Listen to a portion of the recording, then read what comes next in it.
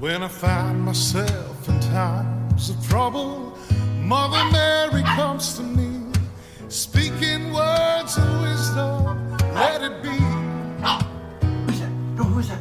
And in my hour of darkness, she is standing right in front of me, speaking words of wisdom, let it be.